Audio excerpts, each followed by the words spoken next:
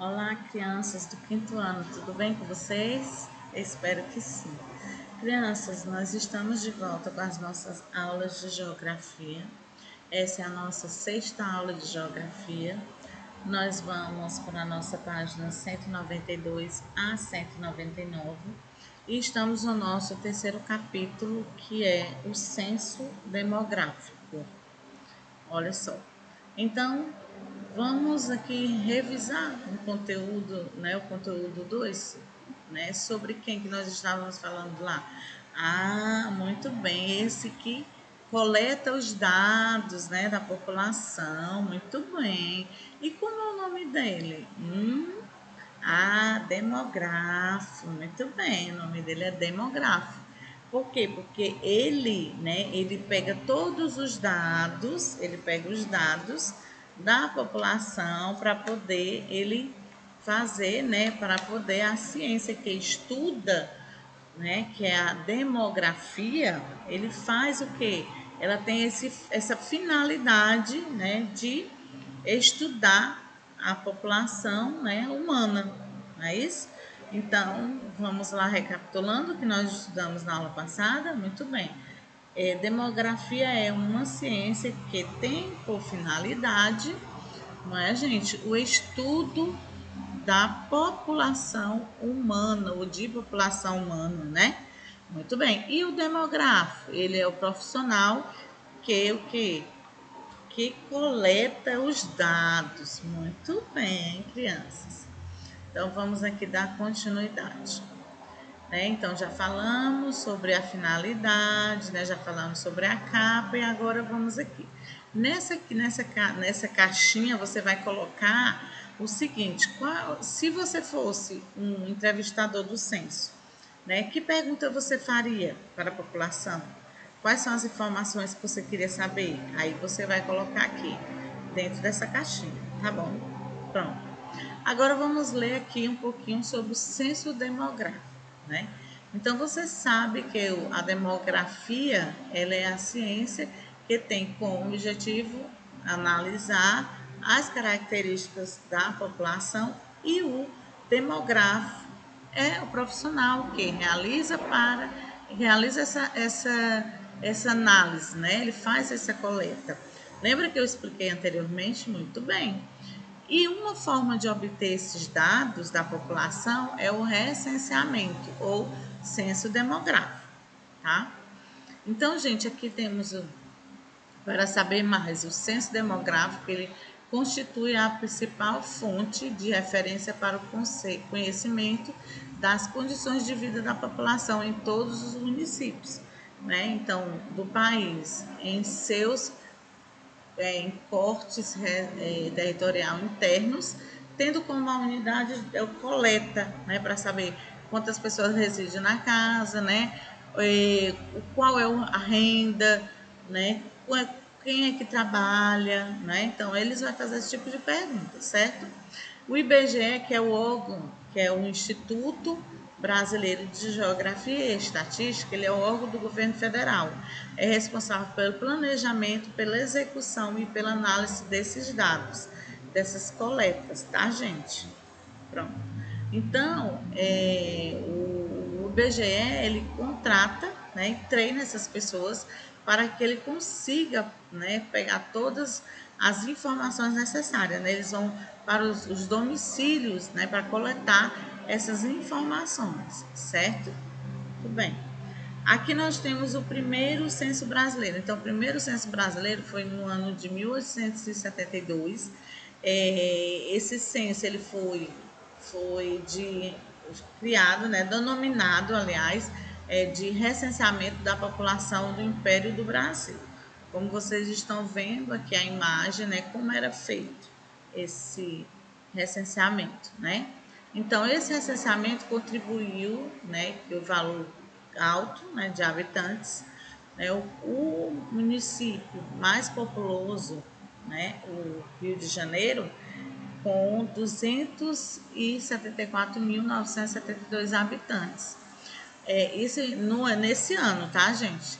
Em seguida veio Salvador, com 129.109 habitantes, e a ideia do governo português era realizar o censo de 10 em 10 anos, mas isso não aconteceu de fato.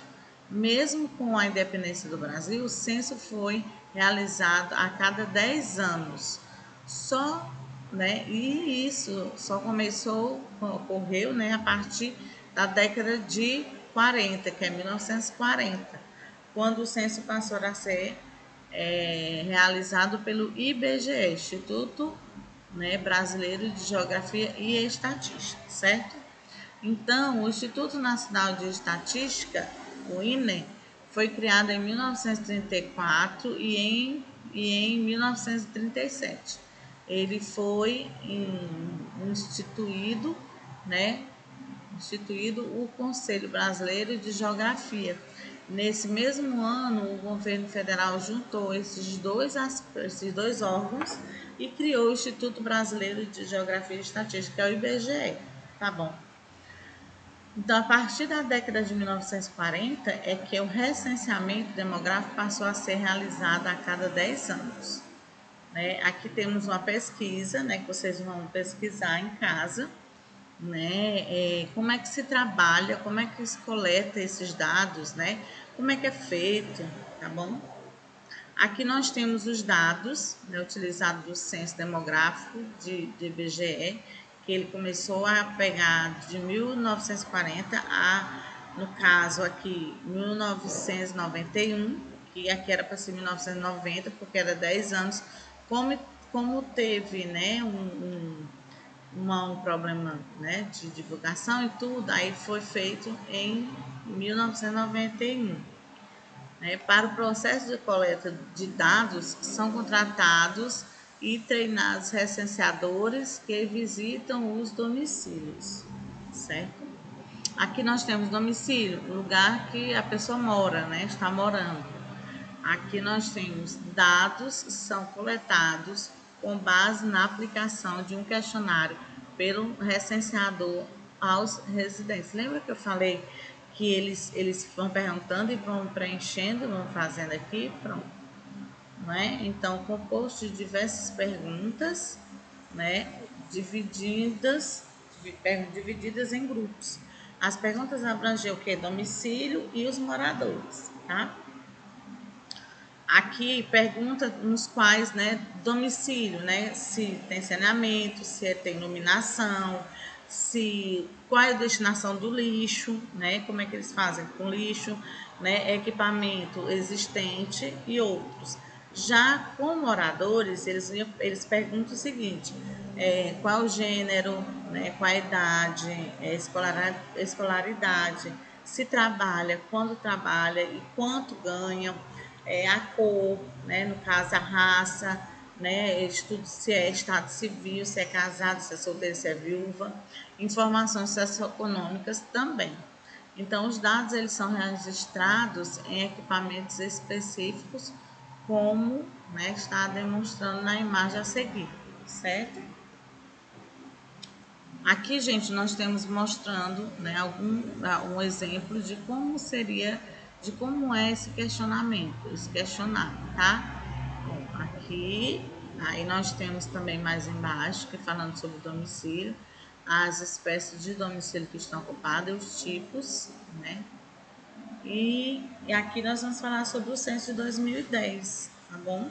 Então, o censo de 2010, ele é o último no qual temos dados finalizados, que foi iniciando no dia 1º de agosto de 2010. Né?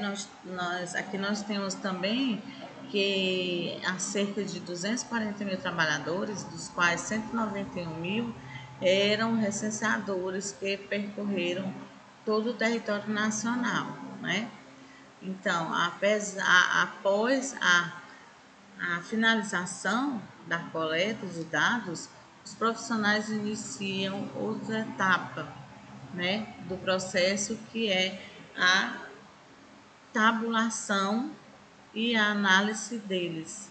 Assim, né, no caso aí, o processo ele demora, né, e os resultados eles são publicados de forma gradual, como informações preliminares, até que todos os dados sejam computados, né, sejam trabalhados né, tratados e estudados, dando origem à população dos estados, né, gerais, né, aliás, do resultado, publicação dos resultados gerais em torno de 3 anos após o recenseamento. Então, esses são os resultados que vão apresentar, né?